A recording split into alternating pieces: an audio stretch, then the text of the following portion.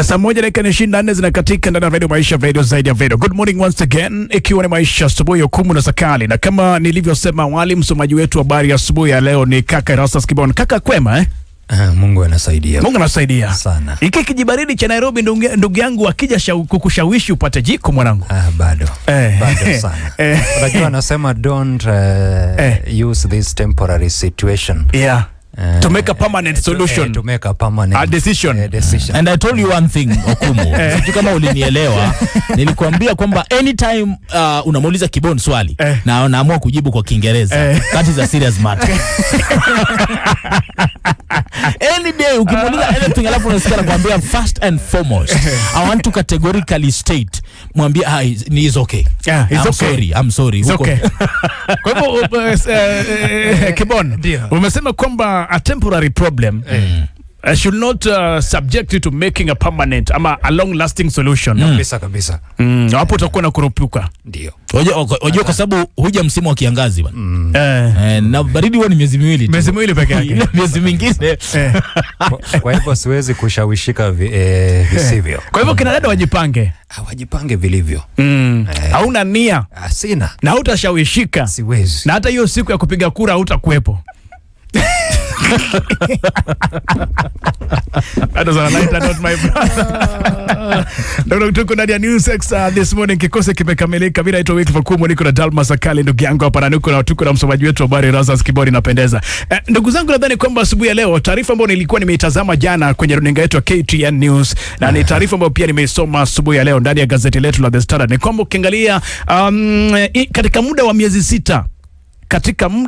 sita ukipenda in 6 months kauli ambazo kwamba Mheshimiwa Rais William Ruto amekuwa akizitoa toka amechukua hatamu ya kutawala taifa hili mwaka 2022, na sasa hivi ni miaka 4 katika utawala huu, na inasemekana ukiangalia katika taarifa ambayo imefanywa na gazeti hili, wamezungumzia ahadi ambazo kwamba Mheshimiwa Rais William Ruto amekuwa akitoa, akisema kwamba labda hatazitekeleza ndani ya miezi 6, na zingine hata zimeenda zaidi ya miaka 2, zingine zimeenda zaidi ya mwaka 1, zingine zimeenda zaidi ya miezi 12. Lakini kwa kauli yake na kwa ahadi alizotoa ni in the next 6 months. Akali, labda unaweza tutajia tu baadhi ya ahadi ambazo kwamba rais aliahidi in the next 6 months. Nadhani kwamba orodha ni ndefu. Sote tunakumbuka Agosti mwaka 2023 kuhusiana na ahadi chungu nzima, hasa zaidi kurejelea viwanja vya michezo ikiwemo the stadium in Kamarinyani kule West Pokot, Kamarinyi pale kulikuwa na stadium in Wote kama sijakosea. Vile vile December 2, 2025 kulikuwa na ahadi kwa machifu kwamba watapata digital tablets within 6 months. Inakumbuka vile kwamba kulitolewa ahadi ya kununua mashine ya kutengeneza chapati milioni 1. Ile mashine ya chapati hapa Nairobi hajafika bado. Haijafika ile chapati. Umeiona wewe? Umekutana chapati milioni 1 hapa Nairobi bado. Bado kina mama zetu wanapinda migongo tu kupika chapati. Na rais pia aliahidi kina mama kwamba wakijifungua, yes, kuna kuwa na zile etwa pampers ama is Pampers or what is it? Gani hizo? Ni nini hizo? Zile za kwa watoto kutumia zile. Unajua wewe ndio kuna watoto kwenye diapers. Wewe wapi lakini? Kwani Pampers za watu haitumii? Mbona mnakani kama nyinyi wageni kwa Yerusalemu hii? Sisi tulivalia inaitwaje ilikuwa inaitwaje? Napkins. Tulikuwa tunafungwa na nguo imeraruka. Ama unavalishwa shati la baba ambalo hatumii lile la zamani. Hiyo unavalishwa hilo ndio unazunguka nalo the whole day. Ukiachilia mzigo inamwaiwa huko alafu inasafishwa na fungwa tena. Safari inaendelea. Muendelea na maisha. Lakini rais pia aliahidi kina mama kwamba wakijifungua kutakuwa na diapers bila shaka. Shukrani sana kwa hilo Sakali.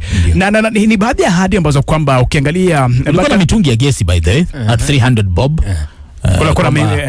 Kwamba balesi kwanza ni 1000 something mtungi wa 6 kg. Kwamba sasa wewe tafuta 300 yako kuja uchukue mtungi. Na hakusema mtungi, alisema gasi ile itakawekwa ndani. Sasa ni mtungi mtungi ni useless kama una gesi ndani. Lakini kwa kifupi ni kwamba ni baadhi ya ahadi tu ambazo Mheshimiwa Rais William Ruto amekuwa akitoa, na mara nyingi amekuwa akitumia tamko la in the next 6 months. Kibon, wewe mtazamo wako ni gani? Lazima rais atumie tamko la in the next 6 months. What happens akisema kwamba in the next 1 year? Kwani sera zake zitayayuka? Najua katika siasa kuna ile inaitwa stratagem. Nadhani yeye ni bingwa wa kutumia ile stratagem. Anatumia sana sana, lakini inamfunga kwa njia moja au nyingine. Wakati ambapo unaahidi alafu ukose kufanya ile next 6 months na isipofanyika hivyo. Kwa hivyo ndio rais anajipata hapo. Amekwisha ahidi tayari, ameshatoa ile ahadi na anakosa kutimiza ndani ya muda kama 6 months. Tumezungumzia kuhusiana na mipango yote ambayo amezungumzia ndani ya muda wa miezi 6 na hayajakamilika, mipango yenyewe hijakamilika hata kidogo. Kwa hivyo inamfunga, unajua inamweka katika nafasi mbaya. Anaonekana kama rais ambaye ni muongo. Anajua kama kiongozi wa taifa unastahili kuongoza na kuwa kielelezo. Lakini unapotamka unakuwa muongo, basi you are setting a very bad pace. Sakali, mpaka sasa hivi nadhani kwamba mpaka Mheshimiwa Rais ni mtu ambaye kwamba ameajiri watu wengi, na moja kati ya watu ambao ameajiri ni watu ambao wanachunguza kwamba kuna kitu gani kinaendelea mitandaoni na wanamwambia, wanamkeep up to date. Mpaka sasa hivi rais hajaona watu wanamkejeli na ahadi za in the next 6 months jamani. Wajua, labda hata kabla nijibu lile swali, nadhani kwamba Rais William Ruto, mojawapo wa makosa makubwa ambayo ameyafanya, anyway, miongoni mwa makosa mengine mengi, ni kwamba Rais William Ruto hakuwahi tofautisha Ruto the politician na Ruto the president. Na nadhani kwamba baada ya uchaguzi mkuu uliopita, kulihitajika kuwepo juhudi za kuweza kutofautisha kwamba sasa hivi, sasa wewe tena si mwanasiasa wa kupanda majukwani na kutoa ahadi na kuweza kujinadi pale, kutaka kupendwa na watu. Na sasa wewe ni rais, kwamba yale mambo ambayo unayazungumzia nafaa kuwa mambo ambayo yanaweza yakatekelezeka, unafaa uwe mtu unaweza kuaminika. Na wakati mwingine baadhi ya matamshi yanatolewa hata katika rubaa za kimataifa, mikutano ya kimataifa, na sisi wa Kenya tunajiuliza, bwana rais amesema nini kule New York kwa mfano. Kwa hivyo nadhani kwamba hiyo ni changamoto mojawapo ambayo tumeweza kuishuhudia, na ndio maana tangu wakati wa uchaguzi uliopita Rais William Ruto ameendelea kujiendesha katika jinsi ya wanasiasa. Kwa mfano, on top of cars, ziara kote kote, recommissioning commissioned projects already, relaunching that which had already been launched already, katika labda kuweza kutafuta ule ufuasi na kuweza kutafuta watu wa kuweza kumpigia debe. Lakini kungekuwepo na hiyo tofauti, kwa sababu kimsingi wakati wote mimi nikiona Rais William Ruto akitoa ahadi, mahali pa kwanza ambapo nakwenda kuangalia ni bajeti.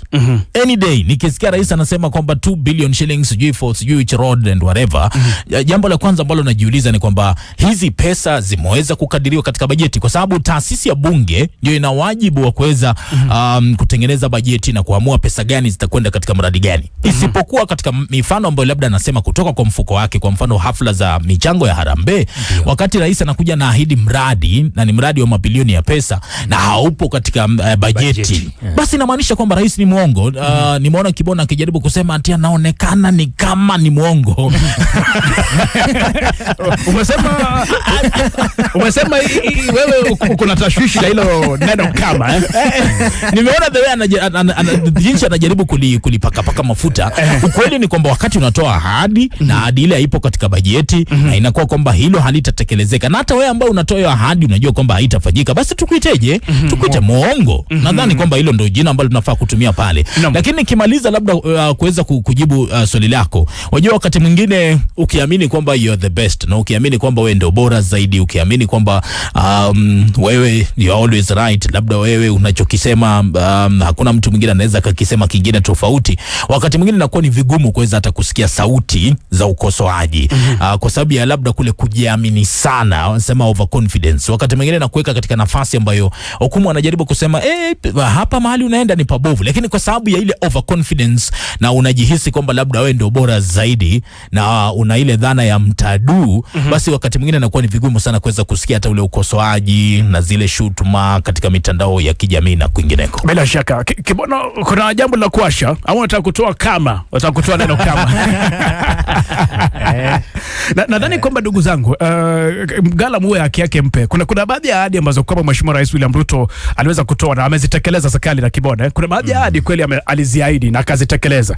Lakini ukweli ambao upo ni kwamba kuna hili tamko la in the next 6 months. Nadhani kwamba ni kauli ambapo kwamba Mheshimiwa Rais na hata kuna wakati tulikuwa tunazungumza hapa serikali na tukasema kwamba mimi ningekuwa mshauri ya Mheshimiwa Rais ningemwambia kwamba unaona sasa hivi mpaka tunafika uchaguzi usiahidi tena. Tekeleza. Wewe sema kwamba sasa hivi natekeleza ahadi ambazo kwamba niliahidi. Waelewa? Kuanzia sasa mpaka tunafika katika uchaguzi mkuu, ningekuwa mshauri ambaye rais anamsikiza, ningemwambia Mheshimiwa Rais usiahidi tena. Sasa kwa muda huu mpaka tunapokwenda kwa uchaguzi, kila unakokwenda sema kwamba tunatekeleza ahadi ambazo, kwa sababu angalia ile angalia ile daraja la Nithi, the famous Nithi Bridge. Najua Mheshimiwa Rais ameahidi mara ngapi katika hiyo daraja hilo. Na anaenda hapo katika hiyo county hiyo, ameahidi mara ngapi katika hiyo county kuhusu Nithi Bridge. Mifano ni mingi, hata kule magharibi najua kuna barabara ambayo inalenga kuunganisha kaunti ya Bungoma na kaunti ya Kakamega. Ni barabara ambayo imezinduliwa mara kadhaa na hata rais mstaafu Uhuru Kenyatta kama sijakosea alizindua wakati ule akiwa na naibu wake. Na ni barabara ambayo inazinduliwa sasa siku hizi mpaka kwa awamu, kwamba ni barabara ambayo inatoka hapa kwa mfano kwenda kama Machakos, lakini leo inazinduliwa hapa, baada ya miaka kadhaa wanaenda wanaizinduliwa sasa Imara Mall, baada ya muda kadhaa wanaenda sasa wanaizinduliwa pale Cabanas, baada ya miaka mingine wanaenda wanaizinduliwa kule mbele. Lakini hukumu, tatizo jingine ni sisi wapiga kura.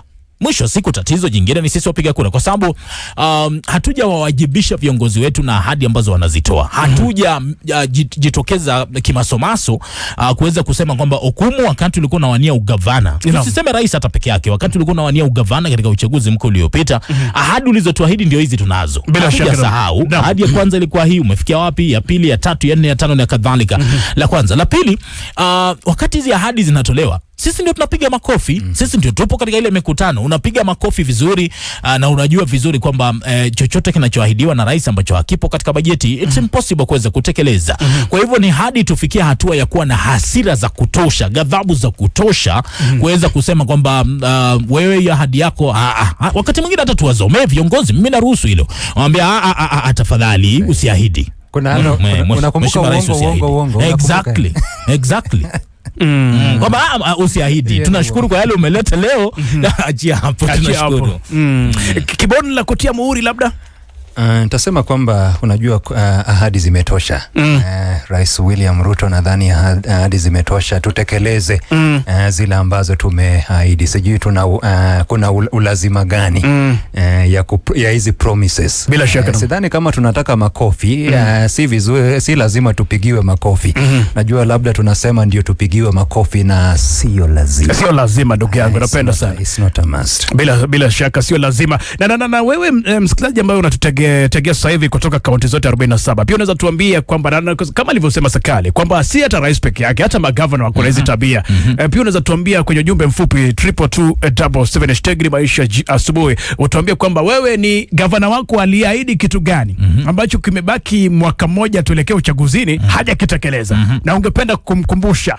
Utuambie ni kitu gani, gavana wako anaitwa nani, kaunti yako ni gani, na ni kitu gani ambacho gavana wako aliahidi na mwaka mmoja kabla tuelekea uchaguzini hajakitekeleza. Lakini unajua tukimaliza hukumu, unajua wakati mwingine unavyosema na alivyosema Kibona, hii pressure kutoka kwetu sisi wapiga kura.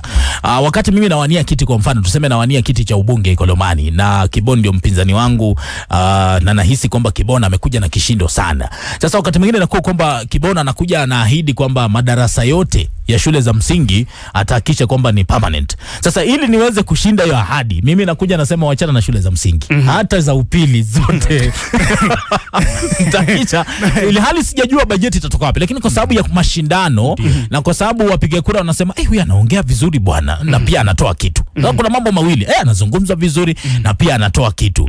Huyu Sakali na haya yake ya public debt iko juu, kwa hivyo mtanisamehe, mwaka wa kwanza wa pili wapiga kura wakati mwingine wanaangalia. Kwa hivyo tatizo bado ni sisi wapiga kura.